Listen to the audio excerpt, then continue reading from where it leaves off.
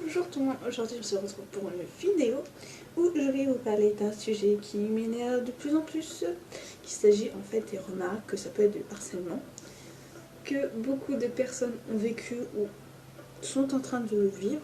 Et pour ça je peux vous dire, c'est long, fatigant. Franchement, je l'ai vécu. J'ai vécu harcèlement moral et physique. Moral, ça a été pendant 2 ans. Ça a été très long. C'est très dur à supporter, franchement. Et physique, c'était quelques mois. Là-dessus, j'ai eu de la chance, franchement. Et ça peut être aussi dans la rue qu'on peut avoir des remarques. Et cela m'énerve, franchement.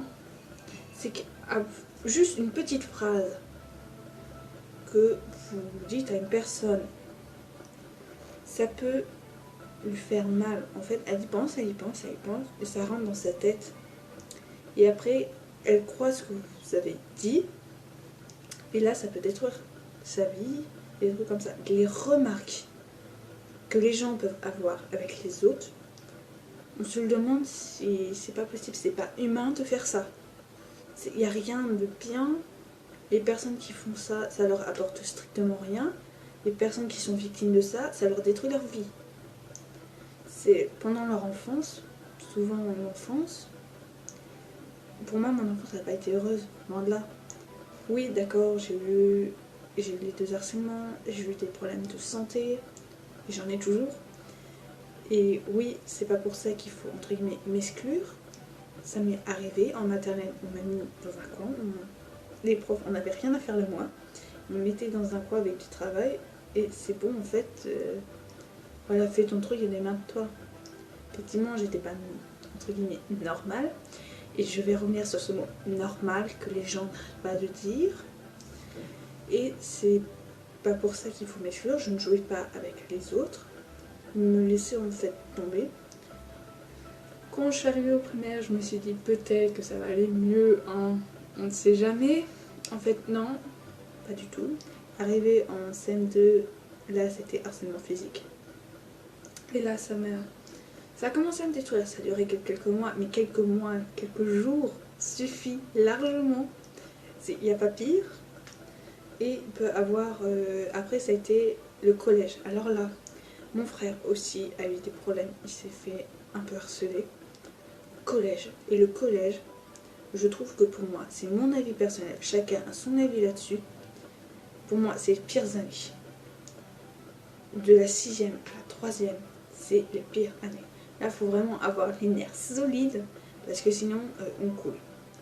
Donc moi, arrivé en 6e, harcèlement moral par les élèves et par les profs aussi. Les profs aussi, donc c'est pas parce que vous êtes nos profs qu'il faut se permettre ce genre de choses. Pour moi, c'était une... J'y repense là et pour moi, c'est inadmissible de faire ça. On ne peut pas faire ça à ses élèves. C'est pas possible. Donc après c'était les élèves, après les profs. D'abord c'était les profs, ça m'avait détruit déjà. Je me remettais du harcèlement physique et là le moral arrive. Là c'était la douche froide, là franchement c'était la goutte d'eau qui fait déborder le vase. Ensuite les profs, ensuite les élèves, ils se sont lâchés jusqu'en 5e, fin de 5e. Et là évidemment les nerfs ont craqué. Là c'était parti en cacahuète, ma vie ne ressemblait plus rien, c'était noir, je croyais que du noir. Franchement, j'étais pas bien, hein, franchement, même mes parents, j'ai été voir une psy, tout ça. Il ne faut pas aller, faut pas vous inquiéter d'aller voir une personne. Ils sont là pour vous, ils sont là pour vous écouter, je comprends. Au début, je ne voulais pas. Je dis non, je vais me débrouiller tout seul, mais ça fait du bien. Faut pas avoir peur de parler à quelqu'un d'inconnu. J'ai eu du mal. Je suis timide nature. Et effectivement, au début, j'avais du mal à parler. Et vous mettre à l'aise, donc évidemment, il faut voir certaines personnes. Moi, celle que j'ai eue m'a aidée, franchement. Elle était super gentille. Donc, c'était. Après, la 4e, c'était dur, mais bon, j'ai réussi. Alors, la 3e. Donc là, je suis en 3e. J'ai fini mon année scolaire. Et là, je suis dans le professionnel. Je suis en 3e professionnel. Et là, C'est au début tout est beau, tout est rose, mais ça peut vite dégénérer. Et c'est ça qui est dommage. Donc j'espère ne plus revivre ça, franchement. Et je vous dis, ceux qui sont victimes, c'est ultra compliqué de se remettre. Ça prend des années et des années, des mois, faut vraiment, pour moi, faut le dire, faut pas hésiter. J'ai eu du mal à le dire. Au début, je l'ai pas dit tout de suite. Je comprends comment ça peut être dur. Je vous dis pas là, non, vous inquiétez pas, c'est facile. Non, ça n'a jamais été facile ce genre de truc. Et c'est pour ça, faut ne pas hésiter à le dire. Même si c'est compliqué à dire, je suis au courant. Je ne l'ai pas fait à premier abord. Je remercie ma maman qui m'a aidée. Et franchement, même mon père, je peux vous le dire, m'a aidée. Oui, d'accord, il y a des familles c'est plus compliqué que d'autres. Il y en a tout le monde a ses problèmes. Mais c'est pas pour ça qu'il faut en plus se compliquer la vie avec ceci. Il y a aussi dans la rue, donc ça c'est encore pire je trouve, c'est des comportements qu'on peut avoir, qu'on peut faire des réflexions, des trucs comme ça sur le physique, des choses comme ça. Je pense qu'il y a des personnes, ça va rappeler des souvenirs, des mauvais souvenirs. Je l'ai eu aussi, et c'était assez dur aussi. Et je me suis dit, c'est pas possible, mais je suis une erreur de ce monde, et personne n'est une erreur. Franchement, personne. C'est pas pour ça qu'il faut se dire, oh ça y est, on est une erreur. Personne est une erreur. Si les gens vous le disent, je vous demande pas de les taper quand même. Non, ça se résout pas comme ça. Oh, j'ai un cheveu. Ah, et c'est pas comme ça qu'on procède.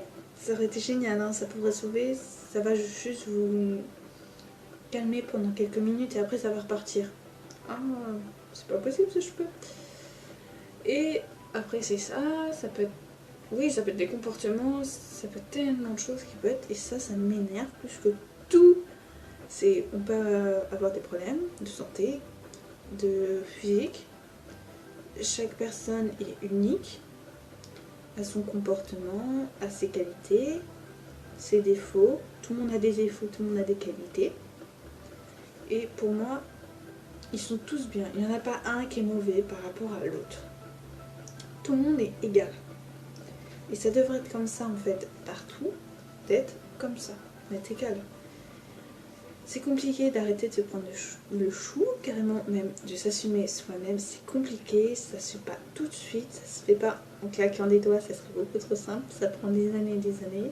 Moi-même je ne m'acceptais pas avant, ça prend énormément de temps de faire ça.